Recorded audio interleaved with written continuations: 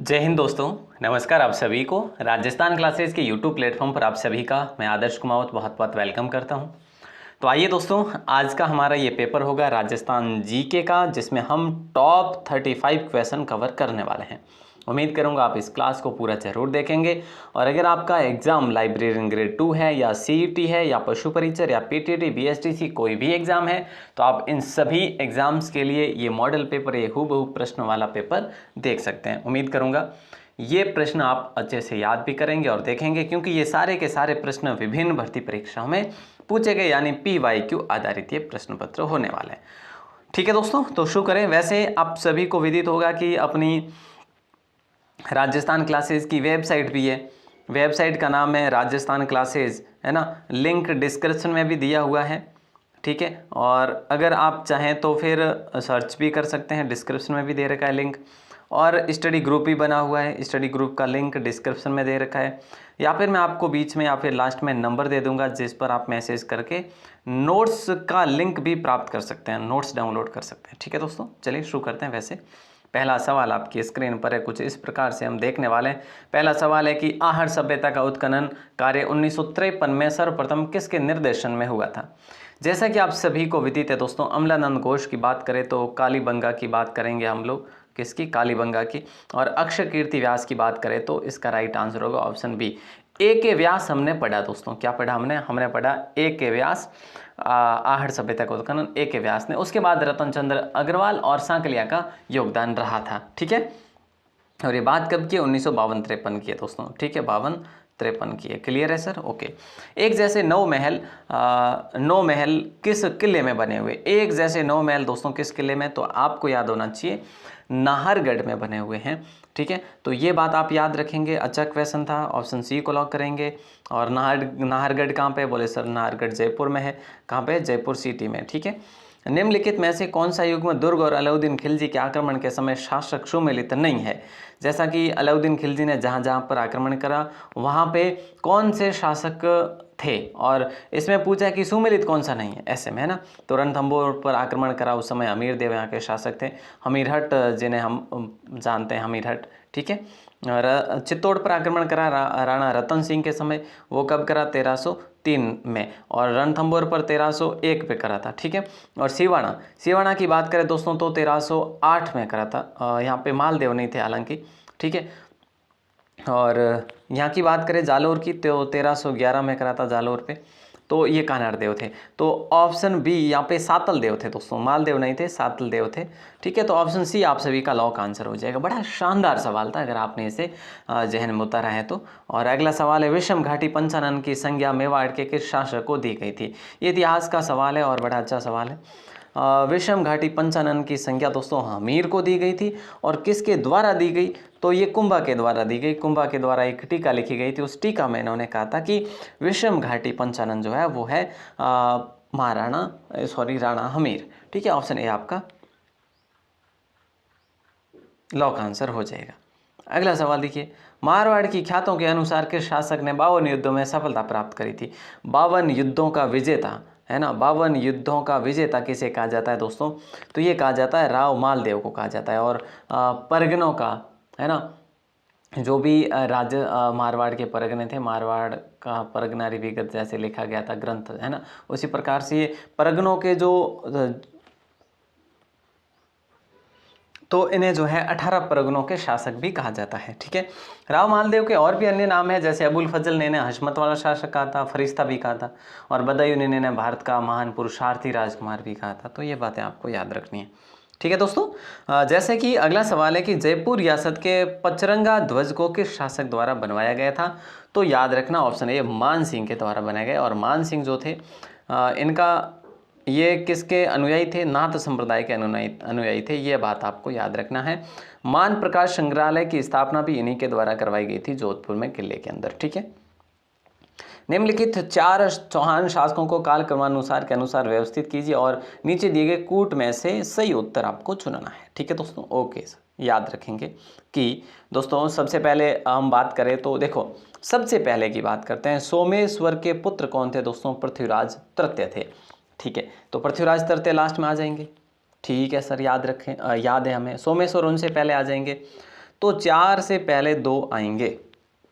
अगर आपको पता हो तो 4 से पहले 2 आएंगे, कहीं से भी देख लो आप, है ना, तो आपका ऑप्शन डी क्लियर सा हो जाएगा। बाकी अगर आपको कोई भी पता नहीं हो तो भी, क्योंकि हमने देखा 4 से पहले 2 कहीं और है ही नहीं। तो देखो पहले विग्रहराज चतुर्थ होंगे, उसके बाद पृथ्वीराज द्वितीय होंगे, उसके बाद सोमेश्वर होंगे, उसके बाद पृथ्वीराज तृतीय हो जाएंगे। कितना अच्छा सवाल था और आपने एक ही सेकंड में हल कर दिया। अगला सवाल है कि किस देशी रियासत ने वेले पत्र पर सर्वप्रथम हस्ताक्षर किए थे? तो दोस्तों याद रखना बीकानेर में, और सबसे लास्ट में किसने किया? आप कहेंगे सर सिरोही ने करे। ठीक है, ऑप्शन बी आप सभी का करेक्ट आंसर होगा। और अगला सवाल देखिए, भीलों में धर्म सुधार के लिए भगत पंथ की स्थापना किसके द्वारा की गई थी? दोस्तों तो भगत पंथ की स्थापना गोविंद गिरी के द्वारा की गई थी। किसके द्वारा? भगत पंथ की स्थापना गोविंद गिरी के द्वारा। और संत सभा की स्थापना किसके द्वारा की गई? बोले सर गोविंद गिरी के द्वारा। कब की गई? 1883 में की गई। तो ये बातें भी आपको याद रखनी दोस्तों, साथ साथ में महत्वपूर्ण सवाल था। अखिल भारतीय देशी राज्य लोक परिषद का प्रथम अधिवेशन आयोजित हुआ था, कहाँ पे हुआ था? तो ये बॉम्बे में हुआ था दोस्तों, याद रखना, ऑप्शन सी को लॉक करेंगे।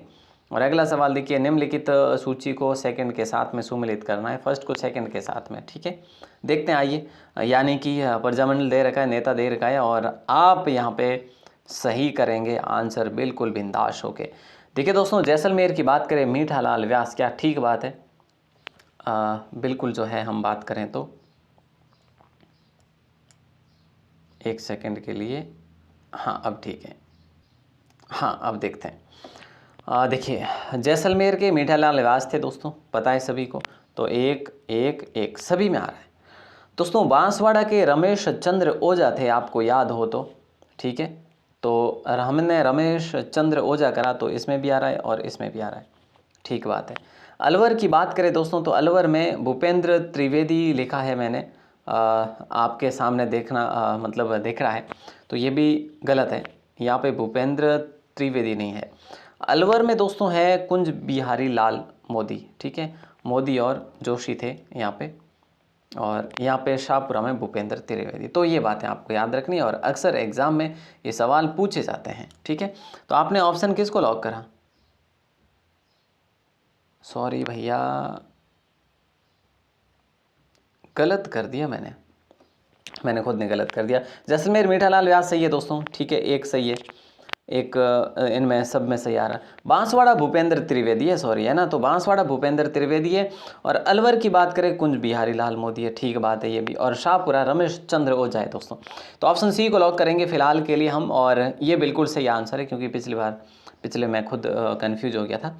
अगला सवाल है कि निम्न में से कौन सा नेता माउंट आबू के राजस्थान में विलय से संबंधित है? बताइए। तो माउंट आबू के विलय से संबंधित गोकुल लाल भट्ट है, और जिन्हें राजस्थान का गांधी भी कहा जाता है दोस्तों। राजस्थान का इन्हें हम गांधी जी भी कहते हैं। अगला सवाल है कि निम्न में से कौन सा प्रकाशन ब्रिटिश शासन के दौरान अपने प्रकाशक के साथ में गलत है? तो देखिए क्या होगा राइट आंसर, बताइए दोस्तों। आप कहेंगे सर देखो, राजपूताना हेराल्ड तो हनुमान सिंह, सही बात है। राजस्थान टाइम्स की बात करें, बख्शी लक्ष्मणदास, सही बात है। प्रभात विजय सिंह पथिक, गलत बात है। ठीक है, और राजस्थान साप्ताहिक ऋषि दत्त सही है। तो ऑप्शन सी आप सभी का सही आंसर होगा फिलहाल के लिए इसमें। और अगला सवाल आपकी स्क्रीन पर है, परमवीर चक्र से सम्मानित होने वाले प्रथम राजस्थानी कौन थे दोस्तों? तो वो थे पीरू सिंह थे दोस्तों, याद रखना, ऑप्शन डी को लॉक करेंगे। ठीक है, परमवीर चक्र से सम्मानित होने वाले प्रथम राजस्थानी पीरू सिंह थे। और अगला सवाल है 43 नंबर है, पूछा जा रहा है कि लोक देवताओं से संबंधित है, और किस लोक देवता को किसका अवतार माना जाता है, ये आपसे बात हो रही है।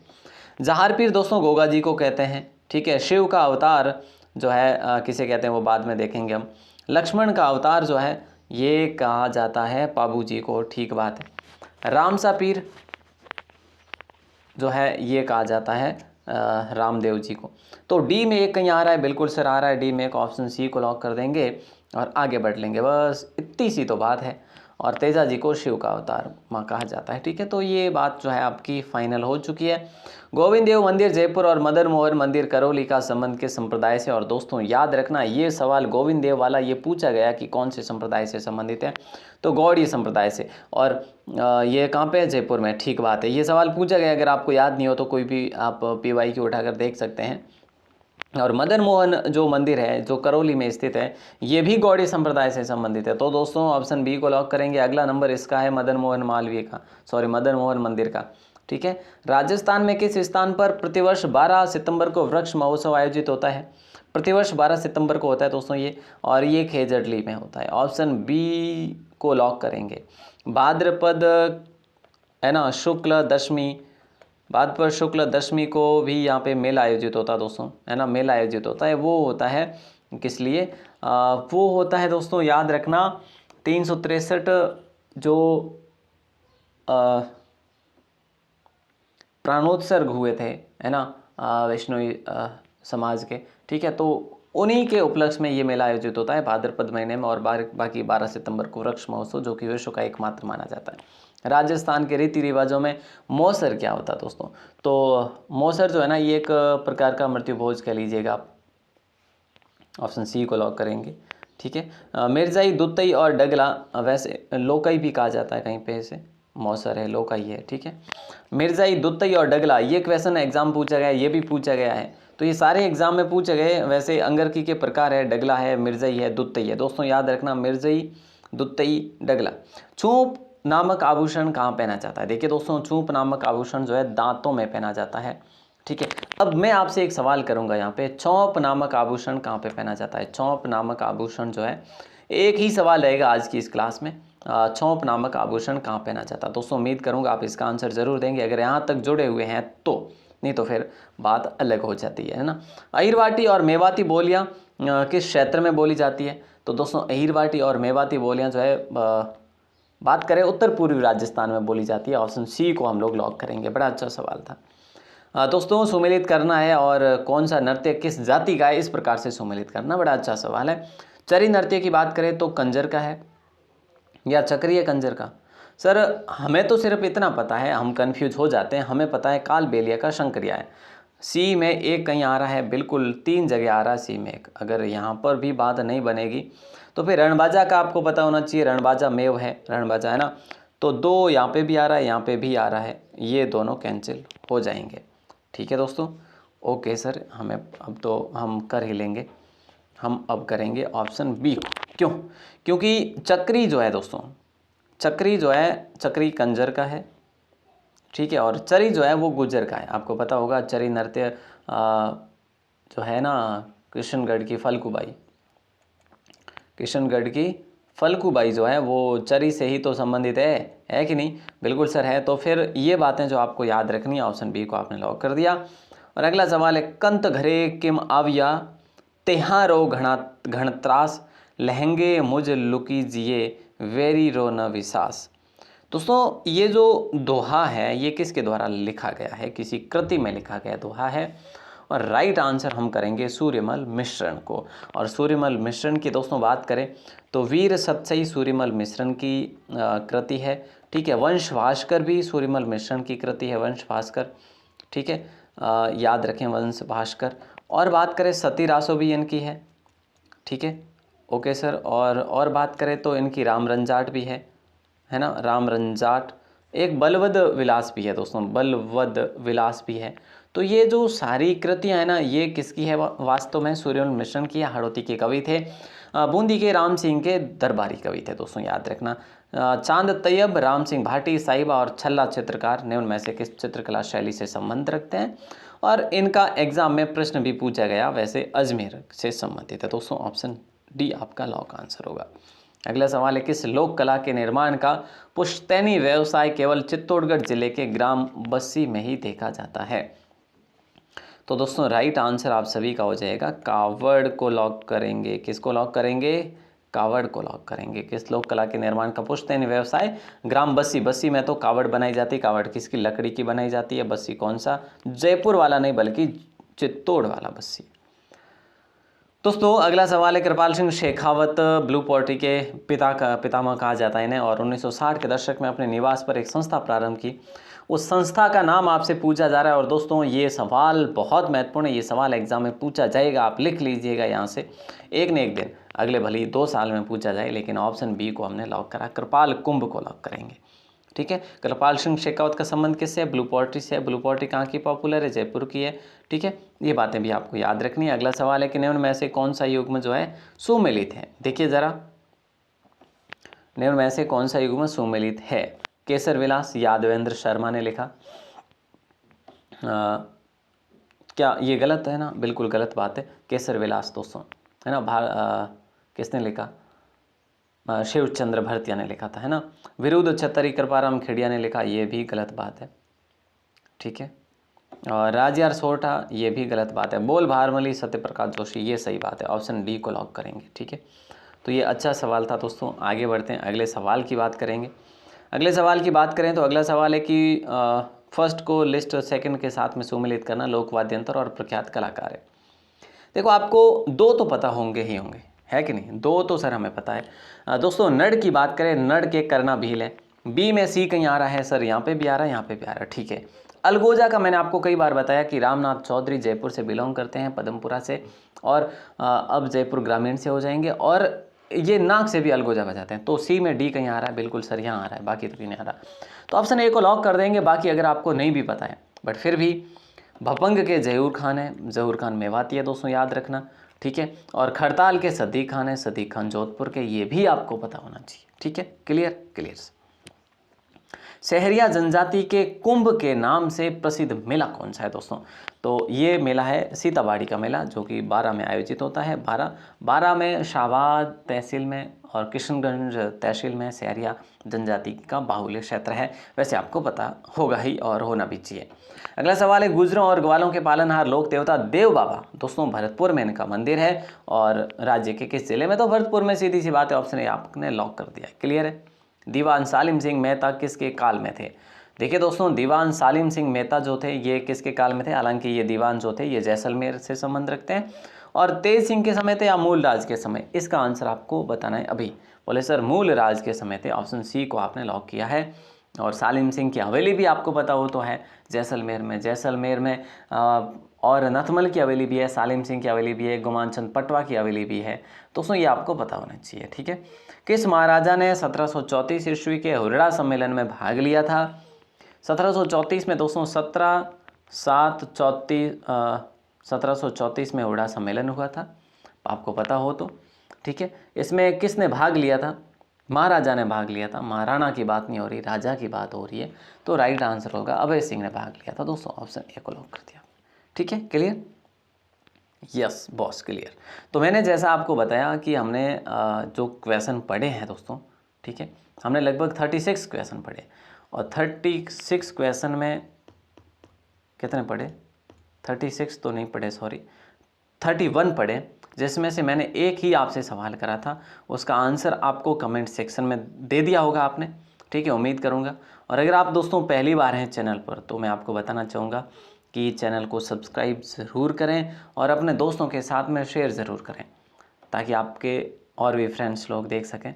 और आज की क्लास थोड़ी लंबी इसलिए बनी कि मैंने एडवांस में आपके साथ जो डाटा है वो शेयर करा। दोस्तों देखो, मैंने आपको बताया इस नंबर पर अगर आप मैसेज करते हैं अपना नाम और ज़िला लेकर, तो आपको नोट्स की देखो लिंक मिलती रहेगी। कहाँ पे? ग्रुप में, स्टडी ग्रुप में आपको ऐड कर लेंगे। और अपना नाम और ज़िला लिखकर मैसेज करें प्लीज़। हेलो हाय का रिप्लाई हम दे नहीं पाएंगे, और कॉल का रिप्लाई भी हम दे नहीं पाएंगे। मैसेज करेंगे तो आपको ऐड कर लेंगे ग्रुप में, नाम और ज़िला लिखकर। ठीक है दोस्तों, तो मिलते हैं अगली क्लास में। आज आपका पेपर कैसा रहा ज़रूर बताएं हमें। ऑल द बेस्ट, जय हिंद, वंदे मातरम।